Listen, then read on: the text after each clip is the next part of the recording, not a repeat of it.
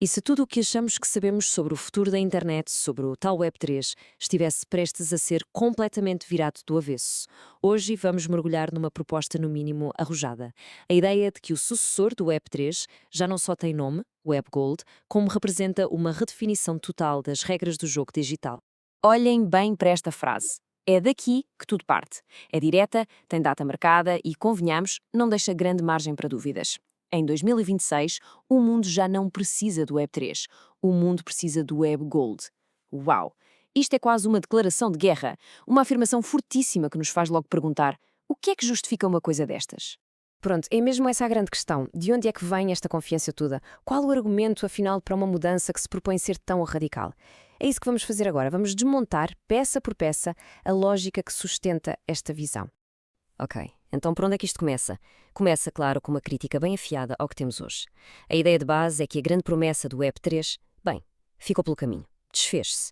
Em vez daquele futuro descentralizado e justo de que tanto se falou, o que temos, segundo este texto, é uma espécie de faroeste digital, uma autêntica era do cowboy. E o que é que isso quer dizer na prática, essa tal era do cowboy? Bem, a fonte aponta uma lista de problemas que, sejamos honestos, são familiares. Trash coins, ou seja, moedas que não valem rigorosamente nada, esquemas em pirâmide, os tristemente famosos rug pulls, projetos sem ponta de sustentação real, especulação absurda e, claro, uma volatilidade que destrói a confiança de qualquer pessoa. Portanto, o resumo disto tudo é uma metáfora, e é uma metáfora fortíssima. A fonte diz que o Web3 é, no fundo, uma economia a flutuar no ar. Pensem nisso. Sem raízes, sem uma base sólida, sem verdade. E é precisamente esta instabilidade de base que, segundo este argumento, o condena, impedindo de ser o tal padrão global que prometia ser. Ok, então se o diagnóstico é a falta de uma base, qual é a cura? Qual é a solução que se põe em cima da mesa? É aqui que entra o contraste fundamental, a fundação do valor. E esta imagem resume tudo, não é? De um lado temos o Web3, tokens digitais, uma coisa quase etérea, sem nada por trás. Do outro, a proposta do Web Gold, ouro. Ouro a sério, físico, sólido, real. A ideia aqui é simples, na verdade. É trocar o fumo pelo tijolo, o abstrato pelo concreto, o que é volátil por aquilo que tem provas dadas de estabilidade. Mas por que o ouro especificamente? Bom, o texto dá 4 razões principais. Primeiro, é usado pela humanidade há mais de 5.000 anos. Não é propriamente uma moda. Segundo, é um ativo que, historicamente, nunca colapsou para zero. Terceiro, tem uma estabilidade que não se consegue falsificar. E, por último, funciona como uma espécie de língua universal da economia.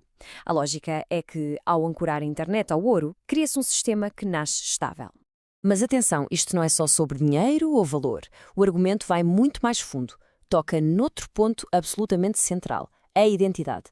E a visão aqui é rehumanizar o mundo digital. Qual é a crítica ao Web3 neste aspecto? É que, no fundo, reduz as pessoas a um código, a uma linha de texto, uma sequência gigante de letras e números completamente anónima, sem rosto, sem nome, sem nada que nos distinga. E o argumento é que esta desumanização é um problema grave. E em contraste direto com isso, temos a proposta do Gold ID. A ideia aqui é precisamente o oposto: restaurar a identidade humana. Ter um nome unificado que junta tudo: a nossa identidade, a nossa carteira digital e até mesmo um domínio próprio e a nossa soberania no mundo digital. O objetivo é claro: pôr a pessoa, e não o código, de volta no centro de tudo. E agora a coisa fica ainda mais ambiciosa. É que o argumento deixa de falar de coisas isoladas e passa a descrever uma infraestrutura completa. E olhem para o termo que é usado: não é uma tecnologia, é um ecossistema civilizacional. É uma escala completamente diferente. Então, como é que este ecossistema se organiza? É visto como um corpo. A Gold Chain é o sistema circulatório, o sangue que corre. A inteligência artificial descentralizada, a DII, chamada Novalink, é o cérebro. O sistema operativo, o browser e o telefone são os órgãos vitais. A DePIN é o esqueleto, a infraestrutura física. E, por cima de tudo, a Gold Sky, que é como se fosse o céu digital. É uma visão completa, de ponta a ponta. Vamos pegar num desses componentes só para ver a diferença: inteligência artificial. O texto faz uma distinção muito clara.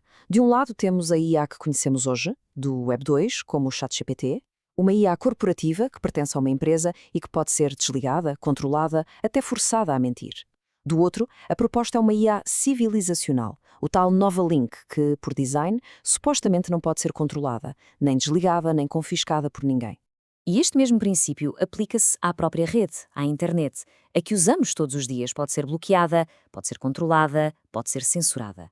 A Gold Sky, em contrapartida, é imaginada como uma rede sinal descentralizada, sem um interruptor central, sem um ponto único de falha, o que a tornaria, pelo menos em teoria, imune ao controle de uma única entidade. Ok, juntando todas estas peças do puzzle, chegamos ao grande remate final. Porque é que, segundo esta visão, o WebGold não é só uma alternativa, mas sim o sucessor inevitável, o novo padrão mundial? Esta tabela ajuda a pôr as coisas em perspectiva. A ideia central do argumento é esta. O Web3, na sua essência, resolveu um problema importante, o da propriedade digital. Ponto. A ambição do WebGold é resolver bem basicamente tudo o resto. Valor real, identidade real, infraestrutura real, uma IA que pertence às pessoas, uma economia estável, uma internet que não pode ser parada. É a diferença entre resolver um problema e tentar construir um mundo novo. E para terminar, a comparação final, e é a mais dramática de todas. De um lado, o Web3 é associado a caos, especulação, a ser apenas tecnologia. Do outro, o WebGold é apresentado como prosperidade, economia real, civilização. É a passagem de tokens sem valor para ouro real, de um código anónimo para uma identidade humana. A linha que se traça na areia não podia ser mais clara. E pronto, voltamos ao início, mas agora com todas as cartas na mesa. O argumento está apresentado. A questão que fica a pairar e que a fonte nos deixa para refletir é esta. Estamos a olhar para a próxima evolução inevitável da internet ou para uma visão bonita, mas completamente utópica? A resposta a isso, bom, essa só o tempo nos poderá dar.